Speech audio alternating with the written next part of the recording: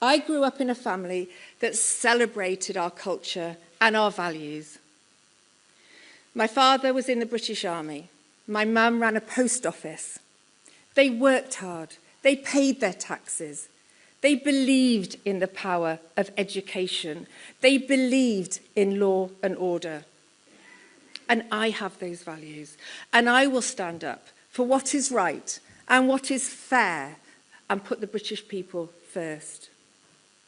The proud, hard-working people of this country know that the only party which represents hope in getting our country back, the only party that is brave enough to stand up for British values, and the only party that will take back control of our borders is Reform. Thank you.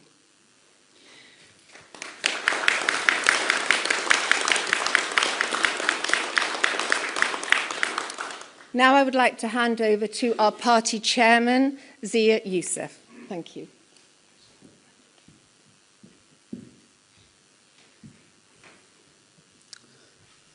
Good morning, everybody. Thank you so much for coming. So what a difference a year makes. Next Tuesday, it will be exactly a year since Reform UK held a press conference. It was billed as an emergency announcement. And Nigel announced that he was returning to frontline politics, coming out of retirement. He was going to take over as leader of Reform UK, and he announced his candidacy to be the next MP for Clacton-on-Sea.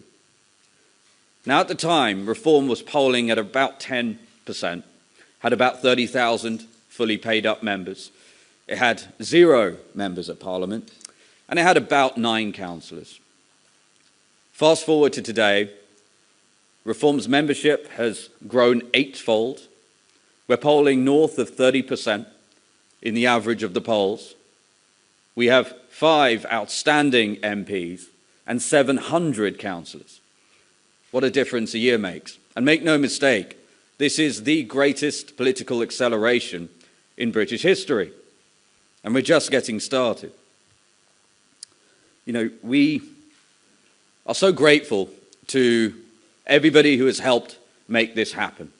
The awesome candidates, some of whom won, some of whom didn't, but people who were brave enough, courageous enough to stick their heads above the parapet during an hour of need for their country. To all of our volunteers and grassroots supporters who worked so incredibly hard. I saw how hard they worked to help us win those elections. And of course, our members and every single person who voted for Reform on May the 1st. And for those who are hoping, in some cases praying, that this surge is simply a flash in the pan, the bad news for them is it's built upon extremely solid foundations. We've been working really hard to build enduring infrastructure. The election-winning machine that we promised to build starting last summer just defeated the heavy artillery of Labour in one of their safest seats while simultaneously fighting 1,600 council seats and a multitude of mayoral races across the country. And that machine will be twice as strong next year. So, this is a dark time, no doubt, for our country. There are many people who, frankly, felt pretty hopeless, that no matter whom you voted for, the red team or the dark blue team, you basically got the same thing. What's clear now is that there is, really for the first time in about a century, a real viable alternative. The stranglehold the two old parties have had on British politics is decisively over. And now there is hope, therefore. There is hope for the people of Britain, for millions across the country, that there can once again be common sense, competence, and patriotism brought back to Westminster. And the political class, who certainly for my lifetime have failed in their most basic fundamental duty, which is to put the interests of the citizens of the United Kingdom first, are facing a reckoning. Now, that hope is in no small part due to an extraordinary man, the most impressive, effective and consequential British politician of our lifetime. I'm proud to introduce him. He is the Member of Parliament for Clacton-on-Sea. He is the leader of Reform UK, and he's the next Prime Minister of the United Kingdom. Ladies and gentlemen, Mr. Nigel Farage.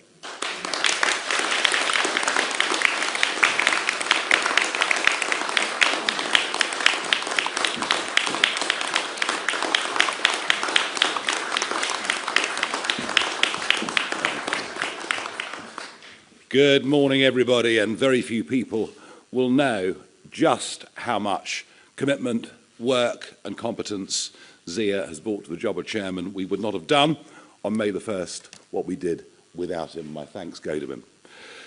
Must begin today by saying that our thoughts are very much with Liverpool Football Club, their supporters, who were celebrating after an absolutely fantastic season that they'd had, and our thoughts go out to all of them after that mindless act of violence. We also thank members of the public who did all they could to help the victims and, of course, our emergency services.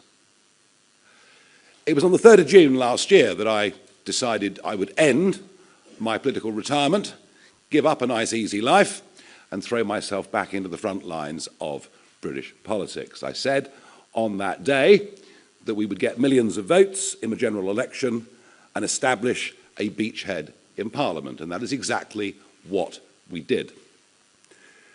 I have spent most of my time, since July the 5th last year, trying to build this party, professionalise this party, and everything was aimed at May the 1st. And around me today on this stage, you see the fruits of that labour from myself, Zia, and tens of thousands of activists out there in the country. What you see before you today is a new Member of Parliament for Runcorn, 2 mayors and 9 of our 10 councils in which we have overall majority control. Reform is now in government in large swathes of England. What you see before you, whether you can yet believe it or not, is the second step of what is going to be the biggest political revolution this country has seen since the Labour Party overtook the Liberals over 100 years ago. And the big shout-out message, and it's very, very clear, is if you vote reform, you get reform. No longer will the argument be, well, we like reform, we like what they stand for, we like some of their people, but to vote for them would be a wasted vote. That is not the case anymore. In fact, in many ways, if you look at the map today, if you look at Scotland, you look at Wales, you look at the whole of the Red Wall and many other parts of England, if you want a party to be the opposition party to this Labour government, then it's a Conservative vote that would be a wasted vote. It's a Conservative vote that actually would help keep Labour in power. And that is the absolutely fundamental shift of public perception that has happened after May the 1st. Over 40% of people who voted Conservative at the last election actually wanted to vote reform, but didn't do it because they thought it would be a wasted vote. And that has been completely and utterly destroyed as an argument. Now, of course, we have a lot to do now that we're in office, and there is a heavy burden of responsibility on the shoulders of many in this room. And our DOGE unit has now been set up. You'll be hearing much more about that. We firmly established which flags we will and won't fly from council halls, something that is very popular with the public. And we are already beginning to discover excessive wastes of money in local government. But please don't judge us just yet. Some of these leaders were only sworn in as recently as last Friday. But we are on our way. Our membership from June the 3rd last year has gone from 28,000 to over 235,000. I have absolutely no idea how many members the Conservative Party has, or indeed, how many members the Labour Party has. The last figure we had was many months ago, and they were losing a member every 10 minutes. I'm not saying we are already the biggest political party by membership, but we must be very, very close indeed. As for the Conservatives, I don't think many in the media class yet really understand the extent to which they are dying as a political party. It's over. It is done. And frankly, after the level of betrayal that we saw, especially since the 2019 victory with the 80-seat majority, they fully deserve everything that is happening to them. And as I mentioned already, they cease to be a national party. They are now an irrelevance in Scotland, an irrelevance in Wales, a complete irrelevance in the Red Wall, where nobody will ever trust them again. Now, of course, there's much talk about who the leader of the Conservative Party might be, and they change leaders pretty regularly. And maybe Kemi Badenoch's not having a particularly great time. Now, there is somebody who fancies his chances. He's been on Ozempic, he's running marathons. I noticed a very nice new Savile Row suit the other day. Perhaps he even had his teeth done, I don't know. But it's completely irrelevant whether Robert Jenrick becomes leader of the Conservative Party or Kemi Badenoch stays on as party leader. It's completely irrelevant if Boris Johnson decided, although he's got some pretty heavy domestic duties by the looks of it, whether he decides to return. They will not be trusted again. They have no chance of winning the next general election, none whatsoever. And I don't really wish to spend much more time talking about them. They did sink to 4th in the opinion polls with YouGov last year. It is over, it is done. They've had a good 200 years, it is now finished. But today I wanted to talk a bit more, really, about the Labour Party. Now, they, of course, right now are absolutely terrified of reform. And if you think the Conservatives had a bad day on May the 1st, arguably, Labour did even worse. We completely wiped them out in County Durham, in many other parts of the East Midlands and elsewhere. And now, I have to say, they've decided they'll turn their guns on me. And every PMQs now, we see an obscure backbench Labour MP get up and ask the Prime Minister a question. You know, is it true that the honourable member from Clacton is a complete rotter? To which the PM says, oh, well, of course he supports Putin and wants to abolish the NHS. And I have to sit there, and I've got no means of actually answering back or fighting back in any way at all. I think even without reform, this government is off to the worst start of any government since Eden and the Suez Crisis in 1956. They are collapsing in terms of support. Their response to us is just to turn on the Labour lie machine. And I think today, perhaps it's just a little opportunity for me perhaps to answer some of that. Reform really are now the party of working people. One of the arguments I made in the run-up to May the 1st was that many of our voters are people with alarms that go off at 5 o'clock in the morning. They go off to work. They work damned hard, whether they're working for companies, whether they're trade union members, whether they run their own businesses or act as sole traders. They're the people that are voting for us. And the great divide that is opening up in British society is between those that get up and go to work, pay an ever-increasing tax burden, feel ever more hampered by government at every level, and their next-door neighbours who choose to do nothing, but actually have a very similar standard of living. That is becoming increasingly a massive problem in this country. But I also think that Labour have a problem with their personalities. The Chancellor of the Exchequer, Rachel Reeves, I don't think I've ever seen anybody so hopelessly out of their depth at any point in my professional or political career. And the idea that we were going to get this 10-year Bank of England economist, and of course she was dubbed by my colleague Lee Anderson as Rachel from accounts, which actually wasn't accurate, because it's Rachel from complaints.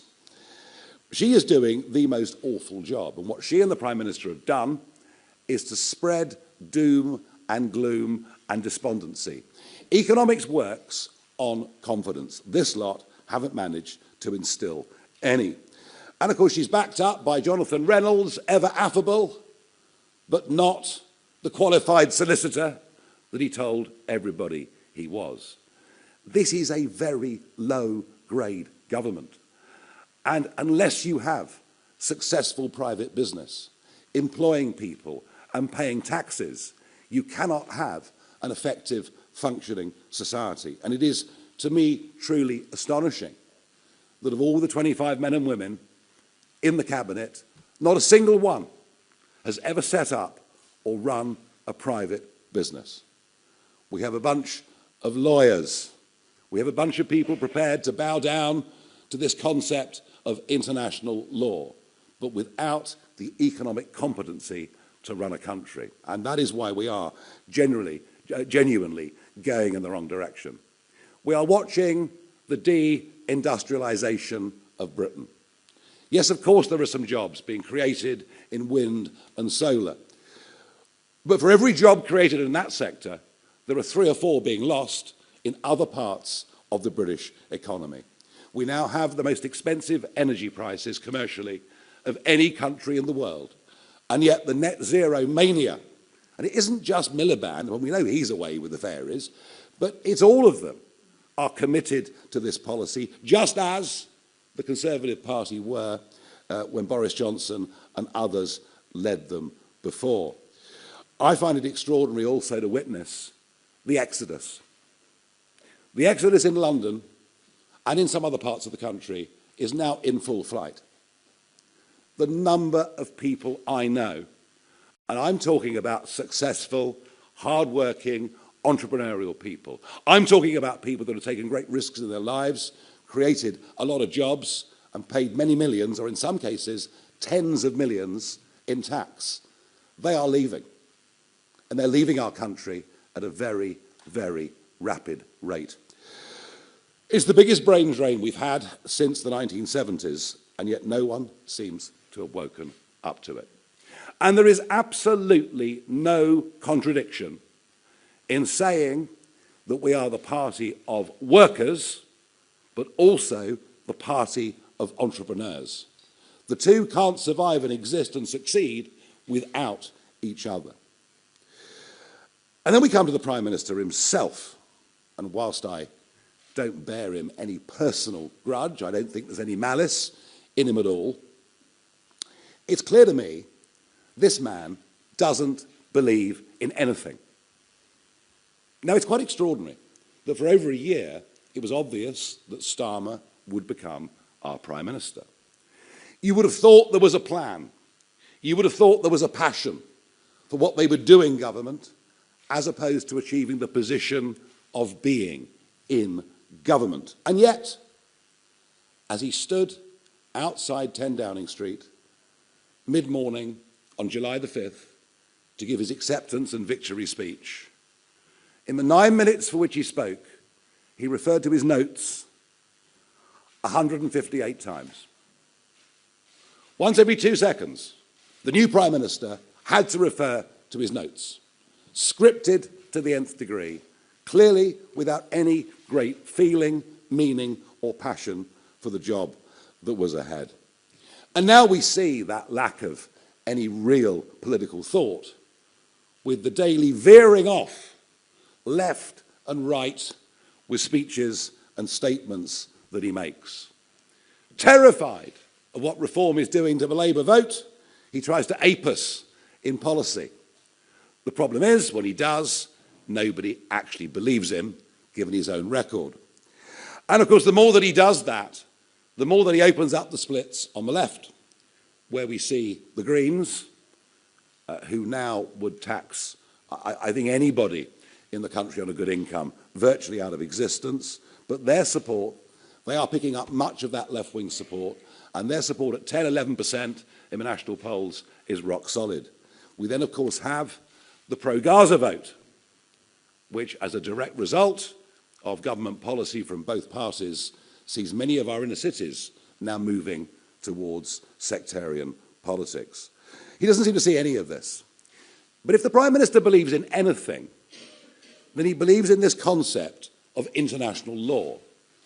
He cares about how he's viewed on the world stage, and we've seen that in his actions over the course of the last couple of weeks.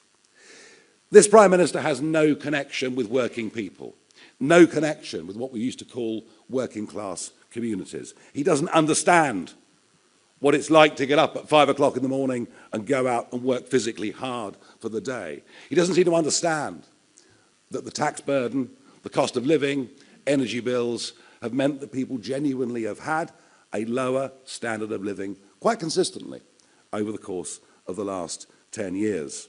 He has absolutely no conception, as part of the North London set, of the genuine damage to community that has been done by mass immigration over the course of the last 25 years.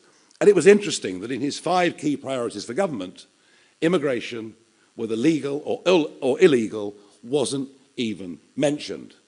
And if he thinks that having a net migration figure of 431,000 in his first year in office is some kind of victory, well, I'd remind him that is a city the size of Bristol. And the fact that he's made one speech that someone wrote for him to try and counter this won't change a thing. The idea that it will smash the gangs is already reduced to a farce, as over 800 young men came into our country last week. I've done my best to urge him to declare this an emergency situation. He refuses to do so. And I find it odd that 3 terrorists, 3 men who were going to blow up the Israeli embassy, who entered this country by small boats and were picked up by the authorities a couple of weeks ago. I find it extraordinary there isn't a greater debate about the threat to our national security that is being posed in the English Channel. But if Starmer doesn't get it, and if the Conservatives don't get it, and if much of mainstream media don't get it, let me tell you something, the country does. Out there, the country does. They can see that what is happening is unfair, they can see that it's wrong, but they can also see that it is also damn dangerous. But Starmer, of course, will do nothing about it, and his second speech in Parliament as Prime Minister, where he declared his love for the European Court of Human Rights and its convention. His leadership, frankly, is dismal, it is uninspiring, it is disconnected from real life, it is, in my view, unpatriotic, and now even opinion polling today suggesting that over half the country thinks his leadership, frankly, is pointless. Now, he has challenged me to a head-to-head debate sometime between now and the next general election. The last time this happened to me, it was Nick Clegg, when he was Deputy Prime Minister. So, I mean, I'm very, very happy, Prime Minister, to accept this invitation, but I don't really want to wait for 4 more years. You and your deputy and others are saying, no, no, no, no, it's Labour that are the party of working people, not Reform. Well, why don't we test it out? I've got a great idea. Why doesn't the Prime Minister and I go to a working man's club somewhere in the Red Wall, and we'll sit there and we'll let them ask us questions, and you can all come along and cover it live. So that's my open invitation to the Prime Minister. Let's go to one of the former mining communities. Let's go somewhere that Labour have held the seat pretty much consistently since 1918.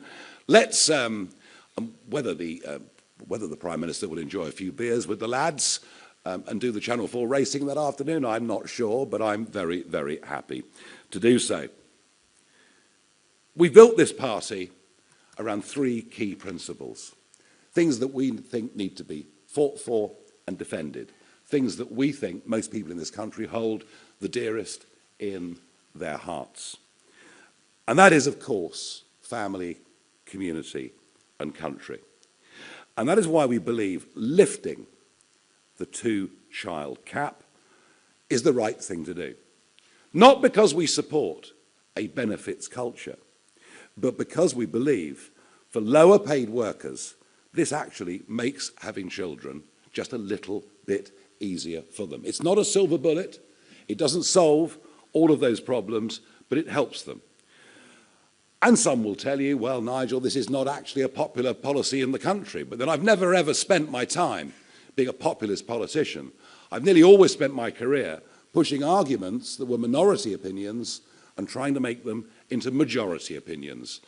I think we've lost our sense of focus of just how important family is. And I want to emphasise that this is aimed at British families. It's not aimed at those that come into the country and suddenly decide to have a lot of children. And it's the right thing to do. Now, we need to go much further. We need to go much, much further. Because one of the problems is a lot of people who want to go back to work, and it's normally women. It's men in some cases, but it's normally women. There are other huge issues around childcare. Big questions that have been raised with me. Why in our big workplaces are there not creches when there are in many other continental countries? So we want to go much, much further to encourage people to have children, to make it easier for them to have children. And that is why I also believe that having a transferable tax allowance between married people is the right thing to do. Now, I know many will say, look, marriage is outdated. Most people don't bother to get married anymore. And, you know, I'm hardly standing here in front of you as a religious priest and moralising. I'm not sure my own track record is ever so good on this. And we all lead imperfect lives. But what is true, what is absolutely true, and the evidence is there to prove it, is that where people who are married stay together for the longest period of time, the children that grow up in those environments have the best chance of success in life. Doesn't mean you can't survive outside of those circumstances. Of course you can. But I do think having this transferable tax allowance, perhaps making marriage something that is just a little bit more important in terms of the family, I do believe that it is the right thing to do. And of course, our biggest aspiration is that working people should not start to pay tax until they earn £20,000 a year. It's a policy that is wildly popular. It is a policy that would encourage people to get off benefits and to go back to work. We also recognise those that have worked during their lives, saved for a private pension, are now penalised by the withdrawal of the winter fuel allowance.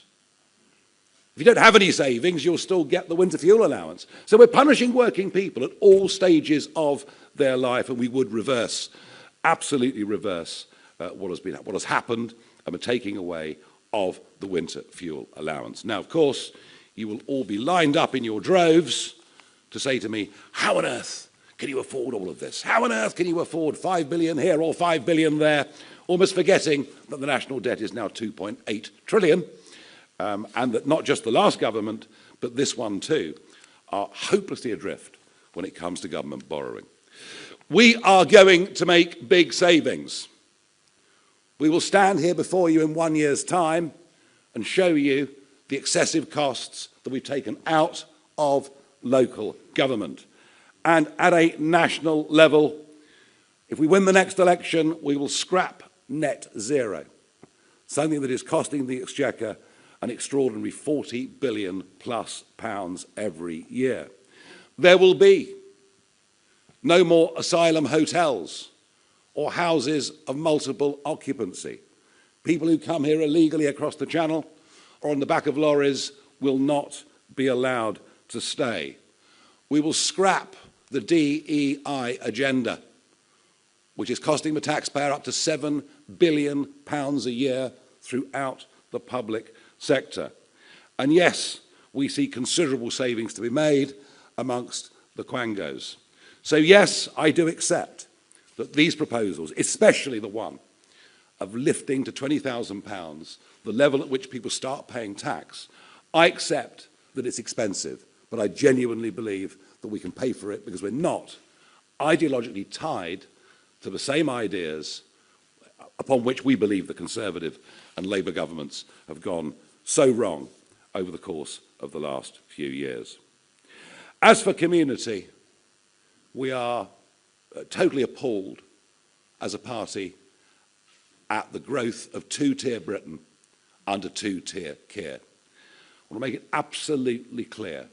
Lucy Connolly should not be in prison. The sentence that was given to her was absolutely excessive, and while she should not have said what she said, understand there were millions of mothers at that moment in time after Southport feeling exactly the same way. We also find it appalling that there is now open discrimination in employment advertising against white British people. DEI must go. We are a party that believes in meritocracy. We're a party that does not accept that somehow there is something uniquely awful about the British people or about our past. We believe the opposite. We actually believe that the British people are the most open-minded and tolerant country, frankly, that you could find on earth. So we feel very strongly about that. We, of course, shake our heads at early prison releases. And this is an area that Sarah Poachin, our new MP, this is an area that and the failings in our judicial system that she is going to deal with. And we will, of course, end mass migration into Britain and be unafraid to talk about migrant crime. I was utterly demonised between 10 and 20 years ago for suggesting that opening the doors would lead to bad people coming into Britain. What I said was that from poor countries, we'd get their best people and their worst people. And I think if you look at the crime statistics in London and elsewhere, of the gangs that have been allowed to come in from Romania, Albania, or wherever else it may be, I do believe that I was absolutely right. And when it comes to country and a sense of what a nation is, of what national sovereignty is, of what the national interest is, this is where I do personally want to confront the Prime Minister head on. I think what we've seen over the course of the last 2 weeks is who Keir Starmer really is. He absolutely is the globalist. He absolutely is the person that bows down to this concept of international law in the face of courts that are either horrifically outdated or, frankly, wholly illegitimate. And yet that's what he believes in. The EU reset, which starts to align us back with EU law, not just that exists today, but that comes in the future, that brings the European Court of Justice back into our lives. That is a total sellout and something that he promised he wouldn't do. There is much more to come out about defence. We haven't yet heard the full extent of the defence package. And yes, of course, you'll say to me, oh, well, Nigel, fishing is only 0.5% of our GDP. Well, of course it is. We've destroyed it over the course of the last 50 years. We traded away what was ours when we first joined the common market. And as I think the only MP with a vested commercial interest in fisheries, which I do, I can't even tell you what this surrender means. The leaders of the French fishing industry associations have said they can't believe their luck. They're being allowed to fish up to our 6-mile line for a further 12 years. It means the death of nearly all of our inshore fishing industry. Because the old people retire, the young people won't come in. It is an absolutely horrific betrayal, and yet they seem to have no guilt about it, let alone the environmental damage that has happened since Brexit, where the French, Dutch and Danes have fished between the 6 and 12 in a way that is wholly unsustainable, and yet we've done absolutely nothing. When it comes to Chagos, I think this is the worst deal I've ever seen in my life. There was absolutely zero legal necessity to give away the sovereignty of the Chagos Islands. None whatsoever. An advisory judgment from a court that is not legitimate and that has too much Chinese influence in it. And we're paying to do it. And if inflation runs at an average of 3% for the next 99 years, it's £52 billion. It's almost unbelievable that he could have done it, and not to have even referred to the Chagosian people who've suffered terrible racism in Mauritius, terrible racism. And now that this deal is done, they're now fleeing Mauritius and coming to our country, which they can do, of course, because they are British subjects. But I suppose to Keir Starmer, racism only comes from people without university degrees. He probably doesn't think it happens between other races. The World Health Organization, of course, he signed us up to the pandemic treaty. Everything he's done in the last 2 weeks has been against our national interest. Everything he's done in the last 2 weeks will be undone by us in government, regardless of what the consequences are. He doesn't understand what national sovereignty is. He's never, ever, ever got over the Brexit result, and he's frankly doing his bit incrementally to reverse it. Now, I came back into politics on June the 3rd last year because I believe that our country has to be turned around. I came back into politics on the 3rd of June last year because I believed I had the ability to really give momentum to this political movement. And I've lived a bit. I've had some great successes in life. I've had plenty of failures in life as well. But what I bring to this now is experience. What I bring to this now is passion. What I bring to this now is a kind of courage or madness, you can take your own pick, which perhaps you only have when you've survived a few close brushes with death and even managed to go through the snake pit on I'm a Celebrity, get me out of here. But the qualities that I offer are hard work, passion, and yes, I'm not afraid of anything. I'm not afraid of the mob. I'm not afraid of criticism. I'm not afraid of protest. I believe that reform represents a silent majority in Britain. I believe what you're witnessing is the beginning of a genuine political revolution, something quite remarkable that is happening and will continue to happen in British politics. And if that means I'm pitted against the Prime Minister and whoever the leader of the Conservative Party may be, well, so be it. I think I'm ready for that right now. Thank you very much indeed. Right. Okay, we have a list of 18 people who wish to ask questions, so we'll try to rattle through as best we possibly can, beginning with Natasha Clark from LBC. Hi, Natasha Clark from LBC. Mr Farage, you say you're the party of the workers now. Why did your party vote down Labour's workers' rights package, which would have given them far more rights? And last week, Reform was accused of what critics say is a race-baiting advert for a Scottish MSP by-election by wrongly claiming that Anna Sarwar would put the Pakistani community first. What's your response to that? Thank you. For workers to have rights, they need to have jobs. And if you bring in legislation that means fewer people will be in work, what have you done for workers' rights? And I think it's all well and good making law. I saw this in the EU as well. It's all well and good making law for companies with 5,000 employees, 25,000 employees. What about companies with 3 employees? And this is the problem. The legislation never thinks about those, despite the fact in the British economy, it's the small private businesses that employ more people than the big CBI firms or whoever else it may be.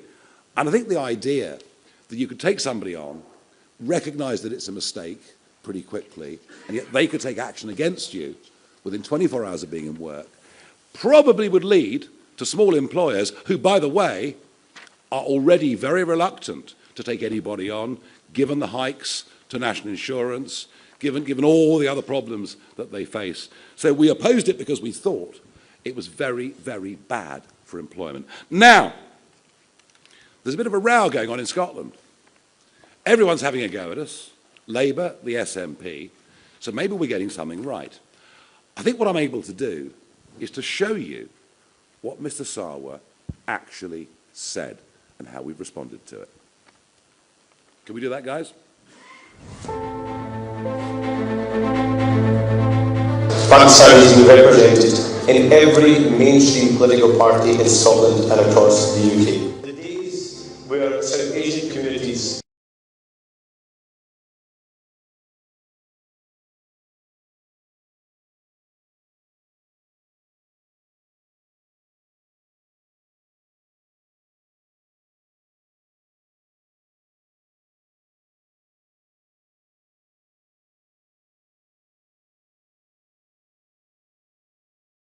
that introduced sectarianism into Scottish politics, making it perfectly clear his priority was to a certain section of the community. All we've done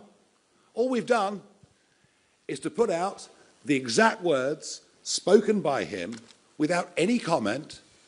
We've said nothing, just that we will represent the people of that constituency. And the fact that they, having chosen to go down the sectarian route, choose to throw accusations back at us, says to me, Natasha, that we are winning. Thank you very much indeed. David Churchill, Daily Mail. Thank you. Mr Farage, regardless of whether you can afford to lift the two-child benefit cap, Kemi Badenoch was on the airwaves at the weekend saying that just as a matter of principle, if people can't afford to have lots of children, then they just shouldn't have them, and it's unfair to expect taxpayers to subsidise other people having large families they can't afford. Why do you think she's wrong about that? You obviously clearly do think she's wrong about that. We subsidise low earners in lots and lots of different ways already, all right? I understand the big point she's trying to make, but the point I'm trying to make is there are lots and lots of people, British people out there, who would like to have children but are terrified of what the costs of childcare are, terrified about how difficult this is going to be, terrified there are no workplace creches, all the things I mentioned earlier. We are trying to help young, working British people who are not on particularly big incomes to have more children. And, you know, Kemi Badenoch's view might right now be the majority instinctive view, but this is part of a bigger package and policy that we are putting together to try and make the family a more important element in British life. Thank you. Lucy White from Bloomberg. No? Donna Runner? Yep. Yes, oh, sorry. Hi, Lucy White from Bloomberg. On that same subject, actually, you've talked about the importance of family, but one of the main reasons that people are choosing to have smaller families or no children at all these days is because housing costs are so high. And tinkering around the edges of tax policy is probably not going to do very much to that. So can you set out what you would do to make housing more affordable? No, you're quite right, Lucy. I accept that point. I did say that what I discussed so far today was not a silver bullet. It didn't solve all the problem. I talked about childcare. Housing, of course, also a massive problem. You know, if you increase the population by 10 million through immigration, then you need to build a new house every 2 minutes in this country just to keep up. Even if Angela Rayner's targets are met for house building, they won't even cover anything like what legal net migration, let alone illegal, will be during the 5-year, if it is that, Labour term. Housing is a massive, massive problem. Social housing is also a massive problem. I was horrified going around the country in the run-up to May the 1st, horrified to see county councils where going to the top of the list for social housing priorities were people who'd crossed the English Channel illegally and were given indefinite leave to remain. Absolutely horrified to see that. But that is what is going on out there. All right, we need to build houses.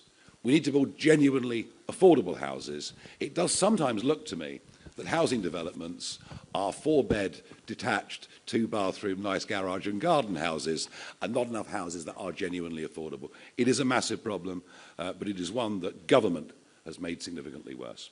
Amy Gibbons from The Telegraph, please. Hello, thanks very much. Nigel, you talked about making marriage more important and encouraging people to stay married for longer. So just to be clear, would you like to see the marriage rate come up and the divorce rate come down? Oh, you know, I'm not the Pope, you know. In an ideal world, look, of course, there are valid, legitimate reasons for divorce. I've got lots of experience of this. We can talk about it later. In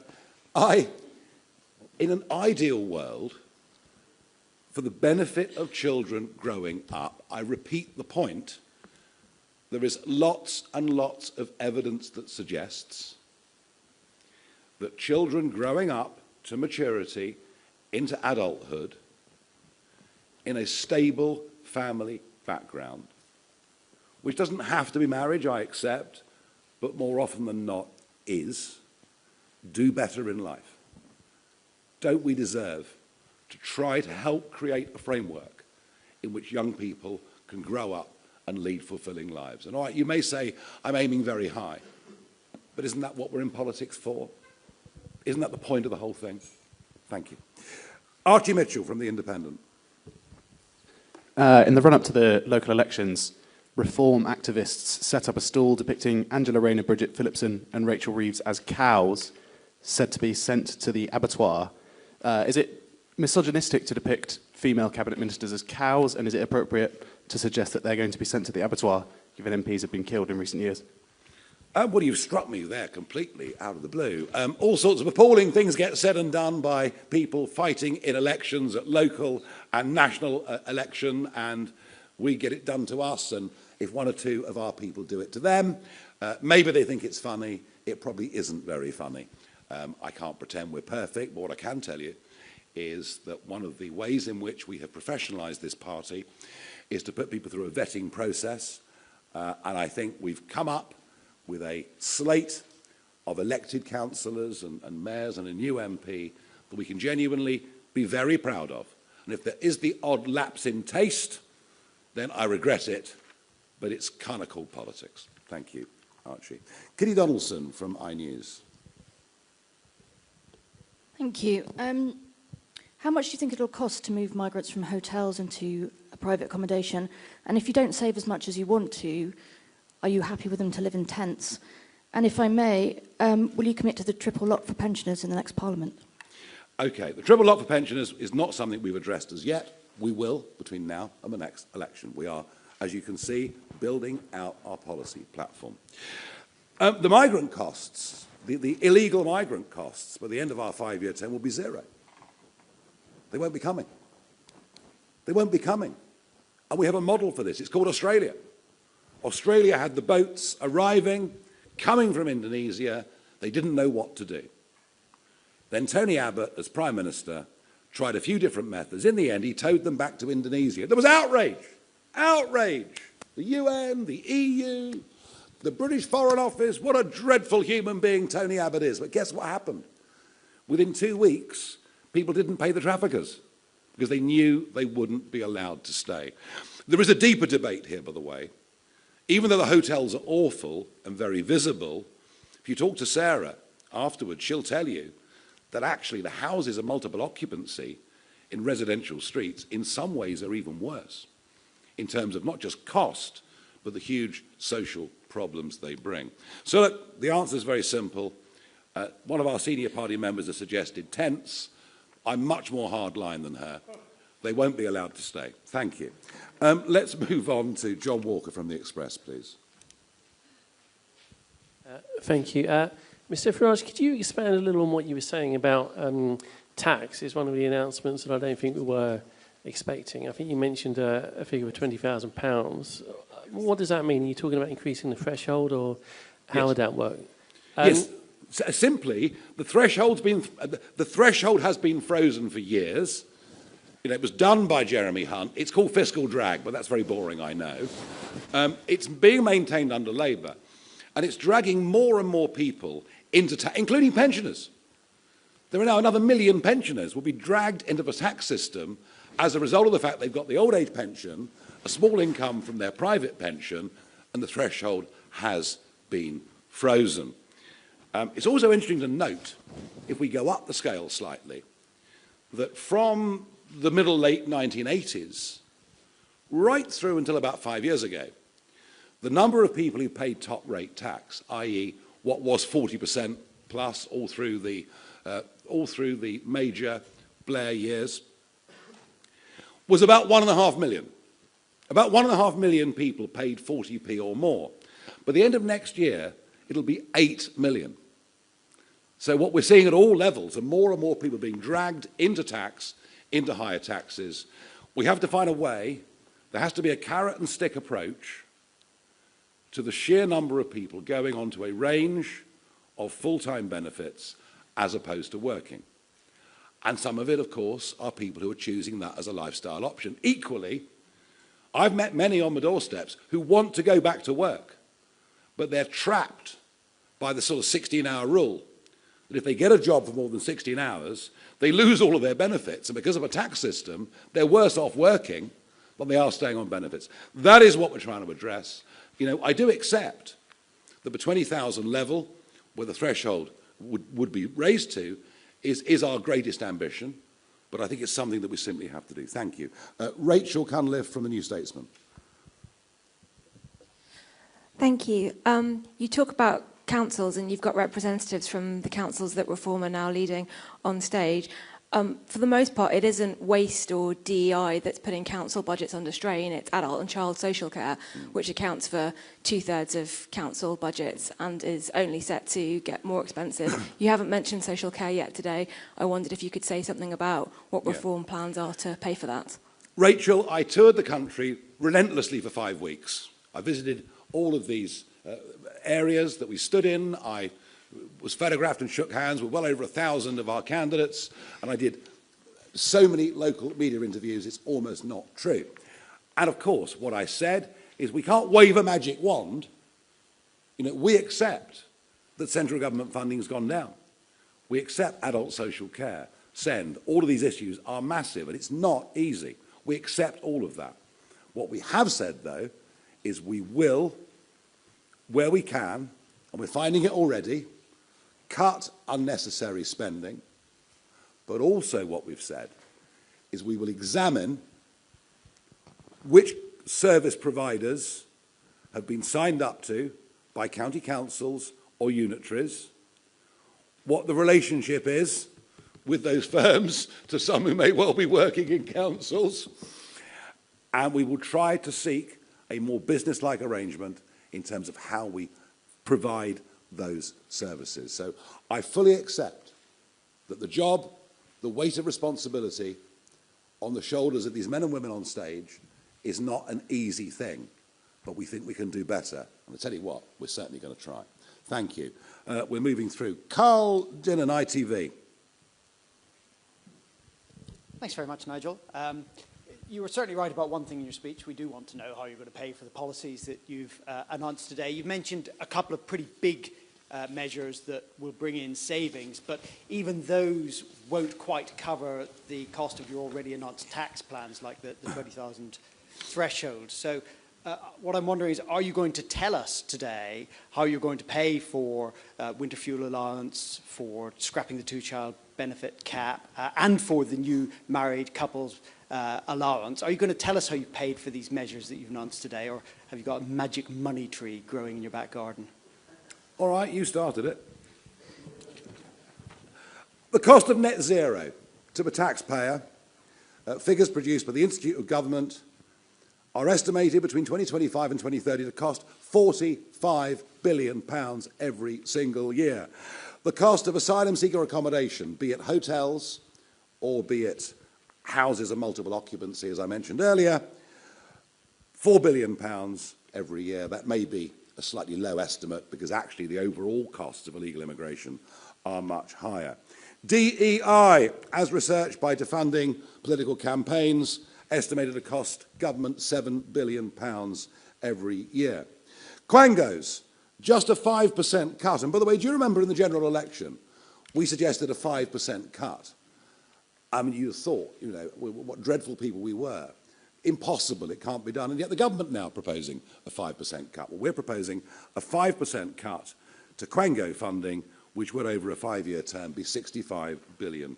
If you add all that up, you've got a pretty eye-watering number of £350 billion. And whilst that may be, I accept, you know, slightly optimistic, because it's difficult always to cut everything, I think you can see very clearly the direction that we're going in.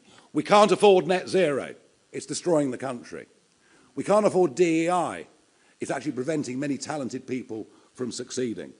And we certainly can't afford young, undocumented males crossing the English Channel and living in 5-star hotels with 3 square meals a day and free dental and healthcare. I think that gives you a pretty good indication of where savings are going to come from. Plus whatever else we can find. And if we find it at local government level, we'll find it at national government level too. Alex Forsyth, BBC.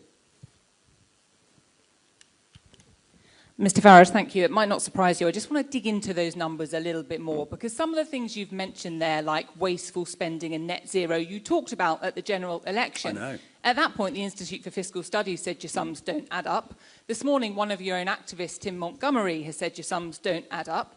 Isn't the reality that at this point your numbers don't add up and you are saying what you think people want to hear? And on a separate issue, in the wake of the Southport attacks, you were criticised for comments you made about the information the police had released. Given what happened in Liverpool yesterday, the police did release information about the arrested man. Was that the right approach? Well, that was the same police force. That was the same police force who were negligent at the time of the Southport attacks, utterly negligent. And what I called for was, let's know the truth. Because the vacuum that was out there on social media was being filled with all sorts of, in some cases, what turned out to be crazy conspiracy theories. No wonder there were riots. Had the truth been known, we would not have had that situation. And I was condemned by all and sundry for it, apart from by Jonathan Hall, KC, the terrorism czar, who basically said, look, Nigel's right. The truth should have been told at the time of Southport. I think what we got yesterday was that Merseyside police have begun to learn some of the lessons from that, and that is a very good thing and not a bad thing. Oh, you can argue about numbers adding up. You could probably argue that at no point in the history of any form of government has anybody ever thought their numbers added up. I would point you to one thing.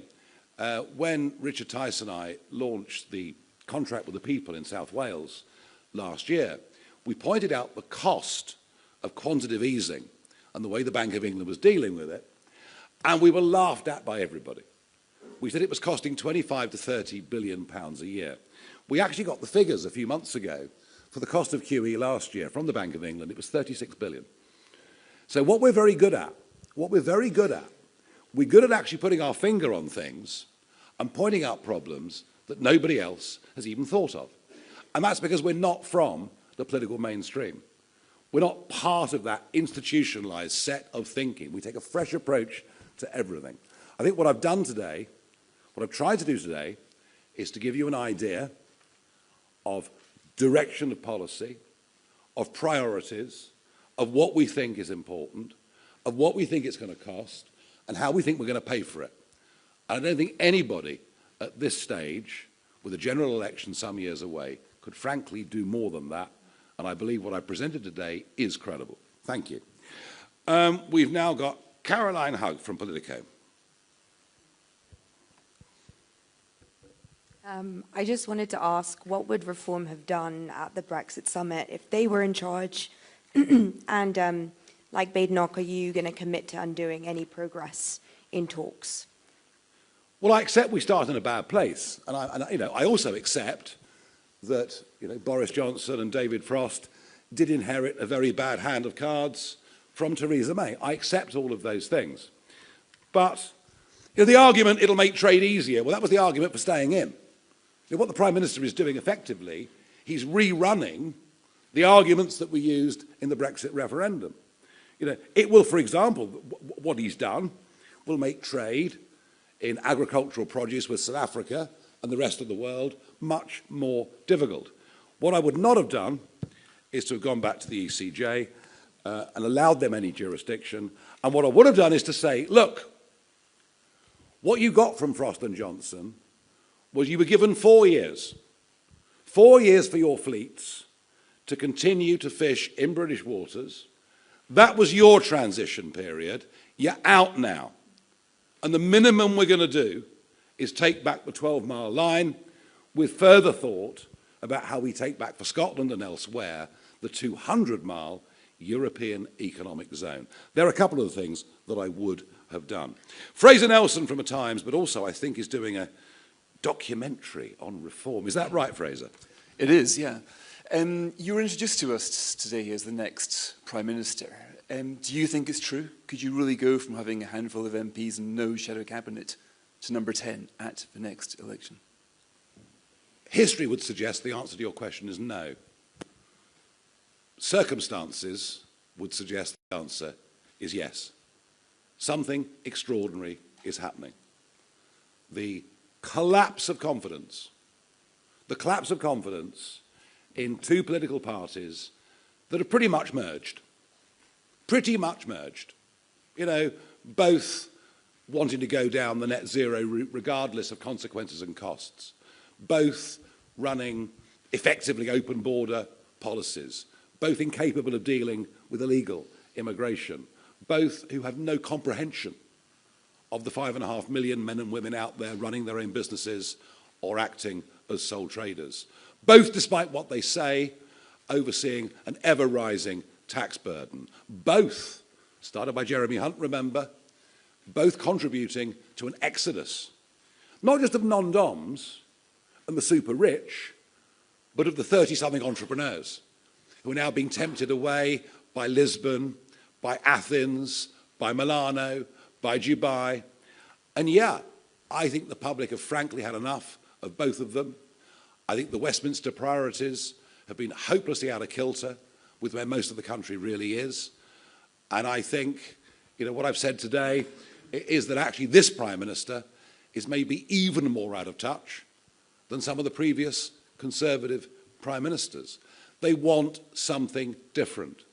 They want a politics that is unafraid to stand up and say what it is.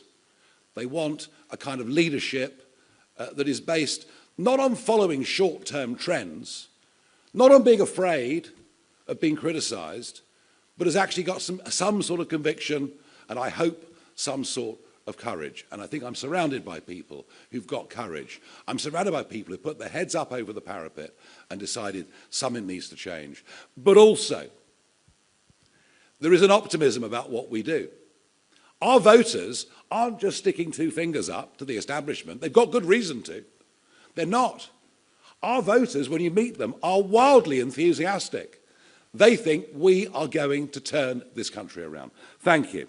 Right, I've got a couple more to go through. Chris Smith from The Times. Thank you. Just back on spending, your argument seems to be that you've got some areas you want to look at. You don't have the details yet, but you'll get to that by the next election and basically asking voters to trust you on that. But as you say, you're a party of government now. How do you hope that approach is going to work out any better for you than it did for Liz Truss? And on a related point, can I ask you a question which I asked Keir Starmer at Labour's manifesto launch last year when he was saying he wouldn't need to put up taxes at all, and which he didn't answer. Say you don't find these savings that you hope for. What is your instinct about a plan B? Is it to junk some of these costly spending commitments you've made today? Is it to put up taxes, or is it more borrowing? Well, with respect, Chris, we are some way out from this yet, but we will be having this conversation, I'm sure. Liz Truss's dramatic failure was not to propose any cuts in spending.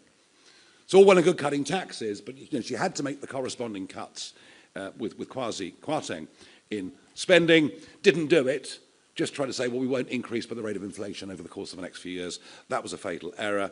As for Starmer's promises, look, do you know what? I just think there are two types of people in politics. Those who want to be something, those who want to do something. For him, it was about becoming Prime Minister. For me, it's about turning this country around. Simple as that. James Hill, Spectator. Thanks, Nigel. You went through various members of the Cabinet today. You dismissed Johnny Reynolds, Rachel Reeves, Ed Miliband. There's one member of the Cabinet who you didn't address, Angela Rayner, and there's some speculation in recent days that she might fare better against reform at the next election. You faced off against her at last year's general election on the BBC. Just tell us your thoughts on her and whether she stands a better chance than Keir Starmer come the next election. Well, at least she's real. I mean, none of the rest are. I don't think she's lied on her CV. I'm not sure she's got a CV. She is who she is. What we have learned, I think, over the course of the last week is that her ideas on tax, on saving, are even more radical than those of Rachel Reeves. And she tends on economics, certainly economics, to be way, way out on the left. And number one, that is not a majority opinion by any means in the country, nor will it become one. And it's a very busy space. You've got the Lib Dems heading into some of that territory, the Greens very firmly in that territory, and indeed, from what I can see of the Gaza independents, they're pretty much of that view as well. So, look, maybe she'll become the leader. I don't know. Are we worried about it? Not at all. Two more questions. Adam Cherry, GB News.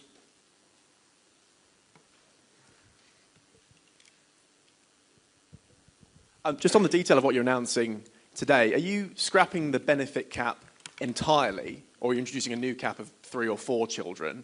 And then on the shared family tax allowance. Are you putting a figure on that today, or is it just sort of in principle? Yeah, it'll be up to a £5,000 transferable allowance, all right, which would help, say one of the parents wanted to spend a bit more time at home in the first 18 months, 2 years of a child's life, those allowances could be transferred. It would give people more options and greater flexibility. We're not putting a cap on the number of children. I want to re-emphasise, this is not for people to arrive in Britain from overseas and have lots and lots of kids. It's designed to help hard-working, though slightly low-paid British workers. Final question, last and by no means least, Kieran Stacey, Guardian. Thank you very much. You've spoken today about some of your policies that are designed to be family-focused. Can I ask about another similar issue? I've heard you talk about your desire to open up a debate on stricter restrictions on abortion. Can I ask your view? Do you think that the abortion time limit should come down? Do you think there should be larger buffer zones around abortion clinics? What do you think about this issue? Look, I think all of these things, like assisted dying debate, which is going to come back again on June the 13th, I think issues around this, issues around abortion, I genuinely believe these are issues of personal conscience. I am pro-choice, but I think it's ludicrous, utterly ludicrous, that we can allow abortion up to 24 weeks, and yet if a child is born prematurely at 22 weeks, your local hospital will move heaven and earth and probably succeed in that child surviving and going on and living a normal life. So I believe there is an inconsistency in the law. I believe it's totally out of date, but I do believe, I wouldn't particularly want anyone around me to agree with that or disagree with that. I'd leave it up to them. I think our current situation on this is irrational. Ladies and gentlemen, thank you very much indeed. Thank you.